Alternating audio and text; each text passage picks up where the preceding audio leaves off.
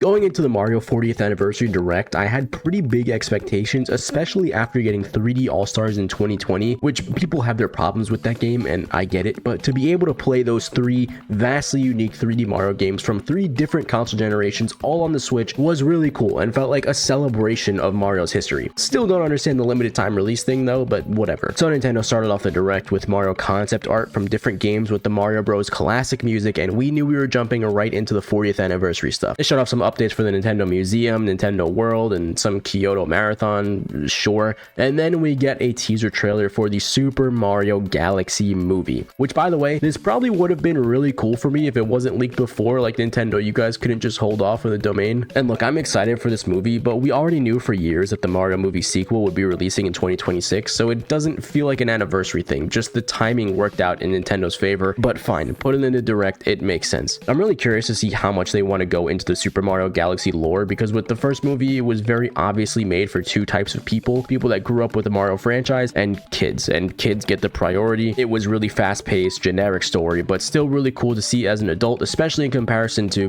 whatever this was supposed to be.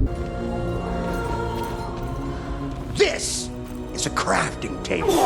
You had so many Easter eggs from so many different games, so many remix songs. Like, you're just sitting in the theater and you're like, oh my god, that's the Mario Kart 8 kart selection music. That's so cool. But now that we've already had the first movie, they've already introduced the characters, the groundwork is laid. I feel like they have more time available in this movie to deliver a more fleshed out story, which would be really cool to see with the Galaxy lore. But I'm not going to get my hopes up because, again, it's a children's movie. Also, if you look in the movie logo, you can see different galaxies in the actual word galaxies. That's really sick. Okay, that's enough glazing a product that was already going to release regardless of this anniversary. Then following the Mario Galaxy hype, we get into Super Mario Galaxy 1 and 2 for the Switch, and I want to call them ports, but they're clearly not the game just running on an emulator. Like, they did touch up some of the text and HUD elements, for better or for worse. There's going to be a new assist mode for, I don't know, the 4-year-olds playing this game, upscaled resolution, and then new storybook content. But God forbid we do anything to the graphics. I'll still say that for a Wii game released in 2007, the graphics were great, but that doesn't mean that when you bring it back 18 years later and charge full price, which we'll get into later, that you just lazily upscale it. I think this easily should have been a full-on remake, which is something that people were expecting 5 years ago when we had rumors about 3D All-Stars. Could all of these games be using the Odyssey engine? Look at the Thousand Year Door. The original on the GameCube looks great, and the remake on the Switch looks beautiful, and besides some minor batch tweaks, they kept the game faithful to what it was. So anyway, it's not a remake, let's look at it for what it is. This time around, the games aren't limited time, which is great, the way it should be. These games release as a collection physically and digitally, and both Galaxy 1 and 2 can be purchased separately, digital only. What they didn't show us in the Direct was the prices. $70 for the collection and $40 for each game individually. And by the way, these games were $20 each on the Wii U eShop. But look, I'm not going to spend too much time talking about prices because no one's happy with Nintendo game prices, but guess what? No one's happy with prices for anything right now. I'm not happy about the price of food, the price of New York City's MTA swipe, the price of Legos, okay? So what are we doing here villainizing Nintendo? Which, yeah, they're not a perfect company by any means, but there's a lot more to criticize them for than just overpriced products in 2025. And let's be real, it's not really up to them. It's kind of a certain man's fault. Also, I'm sorry to say, but these are premium products that they consistently release, and for some reason, you never hear about this when it comes to Sony. Gaming in general this decade has been a mess. You pay full price for a game that maybe is finished and maybe doesn't have any game-breaking glitches, but this is just not the case with Nintendo games. They set the standard. Besides Mario Kart World for $80, I don't know what the fuck they were doing. So look, prices aside,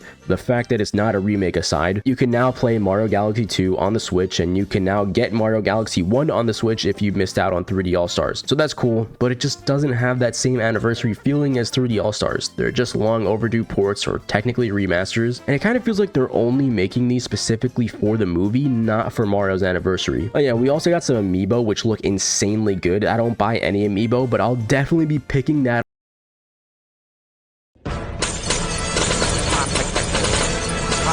Okay, on the bright side, we did get a non-overpriced real-life storybook, which is definitely a neat collector's item. I'm also curious to see how the storybook content would even work in Galaxy 2, considering Rosalina is barely in it, and the game is basically just made up of cut content from the first game that they turned into a more linear style game, but we'll see. Alright, next up, holy shit, Mario Baseball, it's a fucking tennis field. We're getting another tennis game because we just didn't have enough of those.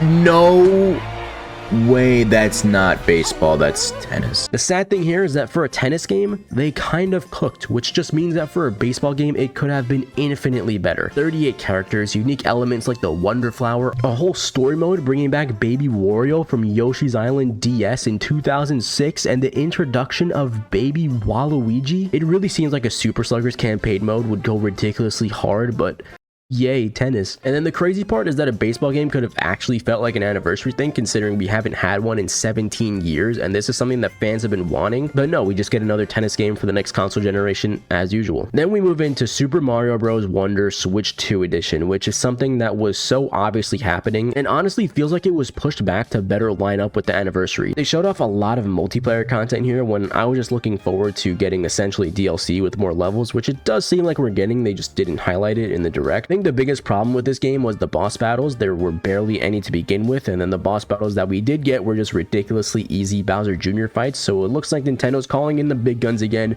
the Koopalings. And look, we were all sick of them not that long ago, but if they're gonna bring us more diverse boss fights, then I'm here for it. Looks like we're also getting Rosalina, and I wonder if they're planning on adding anyone else. We're also getting a real-life talking flower, which just looks like a perfect desk decoration, so all around, I think they cooked with Mario Wonder Switch 2 Edition, but again, it just doesn't feel like an anniversary thing. There's not that much in this direct that's special, but then they tell us that they have one more announcement, so what is it gonna be? We're all waiting on the next 3D Mario, which yeah, would happen regardless of the anniversary, but it'd be a really good time to tease it here. There were fake leaks, but then an actual discussion floating around about what if they did a new Super Mario Bros. Collection. So what is it, Nintendo? What is that one more thing? It's a Yoshi game, go fuck yourself. Okay, I would kinda understand this if Mario was in this game in any capacity, and if Yoshi wasn't turned into this giant spin-off series, but the reality is that Yoshi is a different series now. It's also Yoshi's 35th anniversary, so I guess you deserve it. Happy birthday, bud. But seriously, why is this a part of Mario's 40th anniversary showcase, let alone the final big reveal? As far as we know, Baby Mario isn't even in this game. And look, this could turn out to be an amazing 2D platformer, but imagine if DK Bonanza didn't release yet, and that was the big Mario 40th anniversary reveal, a Donkey Kong game. Like, what are we doing here? Then I had to sadly watch as Koizumi told us that we'd get into the rest of the direct now, which was also mid, by the way.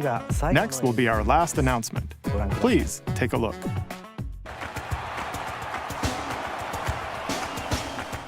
Bold warriors, draw now. All right, guys. Thanks for watching. And the logo faded from the screen. Oh yeah, speaking of the logo, look at this image and you tell me which was probably the best Mario anniversary solely based on the logos. A couple of months ago, I made a video on 2020 gaming, and in that video, one of the segments was about Super Mario, not only because of the 35th anniversary, but because the 3D World Port and 3D All-Stars were leaked in March and had people talking and speculating and hyped for months to come. And if you haven't seen that video, I'll link it in the description. Could you imagine if this year's anniversary stuff was leaked ahead of time? Mario Galaxy ports, a new tennis game, Wonder DLC, and a Yoshi game. Genuinely, who would care? I think they're gonna wait until the next 3D Mario game is nearly finished to give us the first trailer for it and release it a couple months after that, but this is one of those cases where we really could have just used a tiny teaser, sneak peek, text on screen like the Breath of the Wild sequel, where they could just say that the next 3D Mario game is in development. I think they could have predicted the mixed feedback that Mario Kart World would get and used the 40th anniversary to fix that with the free update to add in a bunch of old 3-lap tracks and more characters, a sort of mini booster course pass. And I think a new Super Mario Bros. All-Stars is just an obvious choice and would be a really cool collection to have on the Switch, which would make all mainline 2D Mario games playable on one console. So the 40th anniversary was pretty disappointing, but we will all be seated for the Super Mario Galaxy movie, and we will tear up hearing that majestic soundtrack that they're going to cook up for that. Touch you all over your manly chest. Want to bury my face in your breast. Luigi, you're so freaking sexy, and you've got me in a trance, so Bowser doesn't stand a chance. Go save the day.